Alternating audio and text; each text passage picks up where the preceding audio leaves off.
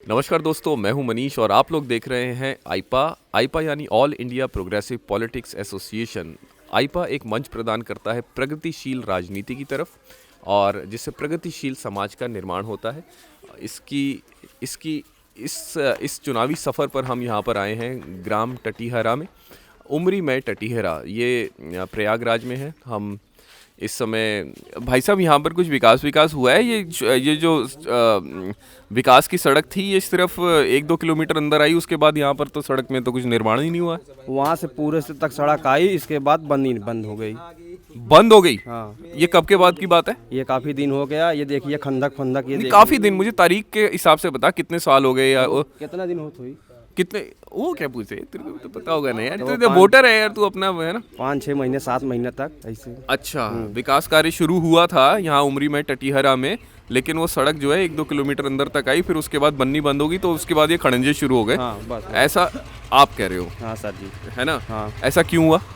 अब पता नहीं क्यों हुआ। अब देखिए, अब ये सरकार तो ये अच्छा है। सरकार फिलहाल तो ये सरकार अच्छी है। अब ये सड़क चौड़ी होने की संभावना है इसके लिए। अगर सड़क चौड़ी होगी तो फिर आसपास के मकान भी तो टूट सकते हैं। वो तो टूटना तय है, ये है सर, तय है। वो तो टूटना तय आगे है। के सरकार का ऑर्डर? हाँ, सरकार की भी ऑर्डर आई नहीं है। हाँ। लेकिन ये सरकार जब तक भी रुकी है, अभी तक सरकार रुकी है, मतलब अब जब चुनाव हो जाएगा, जिसकी भी सरकार आएगी, हाँ। तब इस सड़क चौड़ी होनी चाहिए इसको। अच्छा, तो सड़क चौड़ी होने से अच्छा, अभी थोड़ी घुमावदार सड़क है, इसलिए आपको लगता है कि सरकार ने काम रोका हुआ है, लेकिन सरकार के काम से खुश हो? दिक्कत नहीं है, कोई दिक्कत नहीं है। नहीं सर जी। भाई साहब, आप इनकी राय से इत्तेफाक रखते हैं? जी, इनकी राय से मैं लगभग 80% सहमत हूँ। और 20% का क्या हो गया? सबसे पहले तो मैं आपको क्या कहते हैं, ये करता हूँ, क्या करते हैं, स्वागत करता हूँ कि आपने मेरे गांव में आए और हमारे लोगों से परिचय हुए आपका। और मैं आप राजेंद्र प्रसाद शुक्ला से बात कर रहे हैं। राजेंद्र, मैं आपका तारुफ करवाने ही वाला था कि आज से पहले यहाँ पर कोई मीडिया पहुँचा है आईपा से पहले? इसके पहले जब ग्राम चुनाव हुआ था तो 1-2 बार लोग यहाँ पे सर्वे के लिए आए थे, मीडिया। हाँ। तो किस कंपनी से थे ये मुझे नहीं मालूम। अच्छा, आए थे। तो मैं जानना चाहूँगा आप किस कंपनी से हैं? ये AIPA all India progressive politics association, एक प्रगतिशील राजनीति की तरफ हमारा रुझान रहता है। भाई साहब, तो अब ये जानना चाहते हैं? जानना ये चाहते हैं कि आने वाले जो समय है जी, उसमें जाति की राजनीति चलेगी जी। या विकास की राजनीति चलेगी? देखिए और सर, जैसे ही आप बटन दबाने जा रहे होंगे जी, तो आपके दिमाग में कुछ गड़बड़ झाला होगा। अगर आप किसी को दबाने गए थे, दबा किसी और को दिया कि बिना किसी कारण के। नहीं सर, ये तो आप जो कह रहे हैं ये तो नहीं सही है। देखिए सर, जो अगर आप मेरी राय लेंगे तो चुनाव विकास पर होना चाहिए, वोटिंग विकास पर होनी चाहिए। लेकिन अगर यूपी की बात करेंगे आप, तो यहाँ पर जो चुनावी समीकरण है वो जातिगत परंपरागत पर है ये। अच्छा, हाँ जाति के हाँ ऊपर जाति परंपरागत है। यहाँ कोई नहीं करेगा कि अगर मोदी जी योगी जी ने यहाँ पे विकास किया है। आप ग्रामीण क्षेत्रों में बात नहीं करोगे, अगर आप शहर निकलेंगे, जो पहली समस्याएं ट्रैफिक को लेकर थी ना, शिक्षा को लेकर थी, गुंडई जो थी वो कम हुई है। लेकिन सर कुछ बिंदुओं पर अगर क्या बात करूँगा तो योगी सरकार में कुछ गलतियाँ हुई हैं, जैसे कि महंगाई। हाँ। महंगाई पर ये सीधा सबको असर मार रही है, चाहे वो बड़ा वर्ग हो या फिर छोटा वर्ग हो या फिर मजदूर हो या फिर छोटा कर्मचारी या फिर क्या कहते हैं बिजनेसमैन हो, सब पे असर पहुंचा है महंगाई का। जी हाँ जी। कीमतों के दाम जो है, कीमतें बढ़ती जा रही हैं। इन्फ्लेक्शन हुआ है। अच्छा। जी हाँ, महंगाई।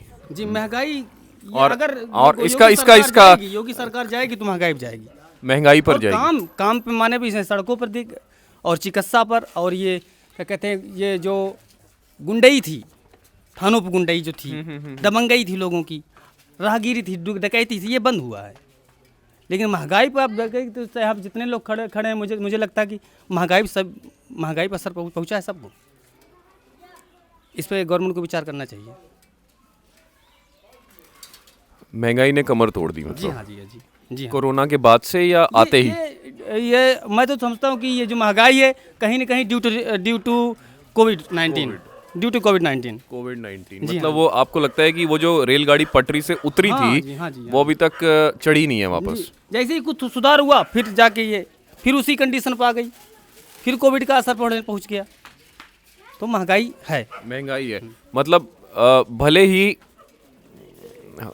महंगाई कोविड की वजह से हो, जी लेकिन उसका असर इस जो सरकार जो चल रही है उसके बुरा असर जो है बुरा असर उसका एक चीज़ सर मैं आपको और बुरा असर दिखाई पड़ेगा। आप जानते हैं कि अमेरिका जैसी महाशक्ति देश, वो कोविड की वजह से उसकी भी इकोनॉमी गिरी हुई है।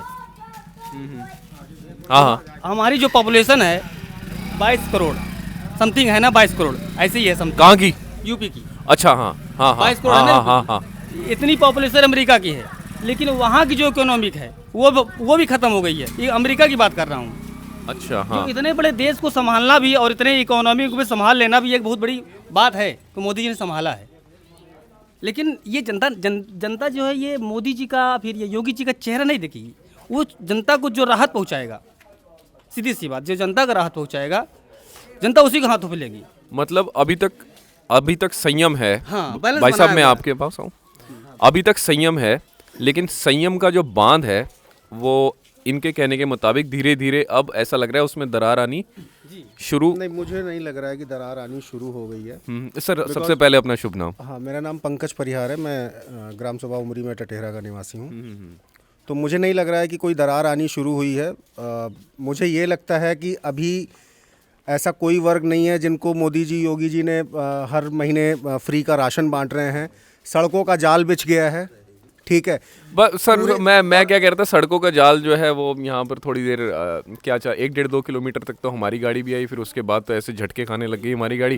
वो क्या गांव वालों ने सड़क के लिए जमीन नहीं दी है या अभी सड़क पहुंची नहीं है? ऑलरेडी सर्वे हो चुका है जहाँ तक मेरी जानकारी है, और ये भी बहुत जल्दी बनने वाला है। परिहार साहब ये अच्छा नहीं, मैं मोदी भक्त या योगी भक्त नहीं हूँ, लेकिन मुझे ऐसा लगता है। और कोविड-19 में जो वैक्सीनेशन हो रहा है अभी 60% से ज़्यादा लोगों को 2 डोज लग चुकी है।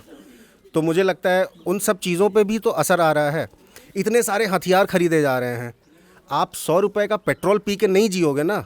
आपको सड़क भी चाहिए, आपको खाना भी चाहिए, आपको गेहूं भी चाहिए, दाल चाहिए, चावल चाहिए, चीनी चाहिए, नमक चाहिए, वो आपको फ्री में मिल रहा है। पेट्रोल पी के तो कोई नहीं जी सकता ना।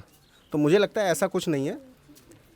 मतलब मुझे लगता है वन साइडेड ये महंगाई को देखा जा रहा है, और लोग समझदार हो रहे हैं, पढ़े लिखे लोग हैं, समझदार हो रहे हैं। और मुझे लगता है इन सब चीज़ों से हट के जाति विशेष की राजनीति बहुत हो गई, अब होगी। पर जैसे व्यक्ति, हाँ मालूम है क्या, पहले विकास की राजनीति थी, जैसे जैसे चुनाव धीरे धीरे अपने तारीखों पर आया तो उसके बाद क्या हो गया, 80 बनाम 20% हो गया। हाँ। और अब आप क्या कह रहे हैं, किसके ऊपर हो गया? अब व्यक्ति विशेष के ऊपर हो गया, अब सिर्फ 2 पर आ गया। व्यक्ति विशेष की राजनीति खत्म होगी और मुझे लगता है अब व्यक्ति विशेष की राजनीति शुरू होगी, और जो सही व्यक्ति होगा उसको वोट पड़ेगा और उसको वोट दिया जाएगा। मतलब मुझे ऐसा नहीं लगता है कि मैं योगी की बात करूं या मोदी की बात करूं। जो विकास करेगा। अच्छा, मुझे किसी ने बताया था, मैंने पढ़ा था कि उसमें मैंने ये पढ़ा था कि समाजवादी पार्टी जो है वो ये कह रही है कि चीज़ों का शिलान्यास तो हमने किया, लेकिन उसका क्रेडिट जो है वो योगी सरकार ले गई है। इसके बारे में क्या कहना है मच्छर? नहीं, ऐसी कोई बात नहीं। शिलान्यास किसी ने नहीं किया तो योगी जी ने किया। हिंदुओं के बारे में कोई नहीं ध्यान देता था। जो भी देखो, छोटे से मुद्दे से देखो, कोई भी सांसद विधायक होता तो पहले बाउंड्री कब्रिस्तान घिरा देता था। अच्छा। लेकिन आज देखो, हिंदू के बारे में सिर्फ योगी जी ने दिया है, किसी ने ध्यान नहीं दिया है। अच्छा। बहुत बड़ा अच्छा काम किया है योगी जी ने। योगी जी ने जैसे काम किया है कोई काम कर ही नहीं सकता है, लेकिन शिलान्यास योगी जी ने किया है। अच्छा विकास उन्होंने किया है। चाहे ई श्रम कार्ड भी देखिए, चाहे गल्ला से देखिए, चाहे सड़क पानी से देखिए, कोई भी चीज भी देखिए ना। वो तो मैं बात समझ गया। अभी जो हिंदुओं वाली बात कह रहा था, ये बात आई कहाँ से? ये तो क्यों नहीं आता है। हम भी हैं, युवा समझ रहे हैं, देख रहे हैं उनके राज्य में क्या होता था, इस राज्य में क्या हो रहा है, ये देखिए। इतना डिवीजन किस लिए? वोटर के दिमाग में कंफ्यूज हो जाएगा ऐसे तो वोटर हैं। हाँ, कंफ्यूज है। भारत जब आज़ाद हुआ तब से कांग्रेस का सत्ता था 35 साल। हाँ, 35 साल में अयोध्या जी का जो था ताला लगा था, राजीव गांधी खुलवाए थे। हाँ, उसके बाद योगी और मोदी जी ने एक शपथ लिया कि हम अयोध्या जी के मंदिर बनवाएंगे, उन्होंने पूरा किया। भाई विकास जो है, विकास तो कर रहे हैं, ऐसी बात नहीं, हर आदमी का पूरा करेंगे, हर आदमी को तो पूरा करेंगे। हम अगर चाहे कि हमको सर्विस मिल जाए, अनपढ़ आदमी है तो हमको जो पढ़े लिखेगा लिखा है उसको सर्विस मिलेगा, ये बात नहीं। विकास के नाम पर ठीक है, मुला बशर्ते कि अब उत्तर प्रदेश की राजनीति जो है हो गई सही बात की जातिवाद की, जातिवाद की लड़ाई हो गई। अब हम लोग जैसे हम ब्रिजमोहन पटेल हैं। अच्छा, हाँ। अरे तब हम पटेल हैं, विधायक भी अब तो जैसे हमारे झूसी विधानसभा से आ गए, परमीड़ आ गए। अरे झूसी नहीं, फूल का हाँ, फूले। तब हम लोग तो भाई अब जैसे परमीड़ के देंगे, अब हमका से एक पार्टी कोई है नहीं, जातिवाद पे है हम लोग, जातिवाद के ऊपर है। हाँ, जातिवाद के ऊपर है। और यही उत्तर प्रदेश में चल रहा है, यही चल रहा है। यही चल अब रहा से है। चल रहा है या कब से चल रहा है? नहीं, यही चल रहा है। बीपी सिंह जब से आए, आरक्षण लागू किए, पहले तो आरक्षण फाइनल हुआ नहीं था। बीपी सिंह मंडल कमंडल लेके आए, जब से आरक्षण 27% बीसी लोग का अब जैसे जैसे बांटा हुआ था, वहीं से जातिवाद की लड़ाई चली। हमें यहाँ पर थोड़ा बहुत चुनावी रुझान जो है वो मिला, और मैं हूँ मनीष और कैमरा पर्सन बबलू के साथ बिंदेश्वर, और आप देख रहे हैं आईपा यानी all India progressive politics association, और जो एक मंच प्रदान करता है प्रगतिशील राजनीति के लिए, जिससे प्रगतिशील समाज का निर्माण होता है, एक देश का निर्माण होता है। आइए अपने चुनावी सफ़र को जारी रखेंगे, आप भी हमारे साथ आइए। धन्यवाद।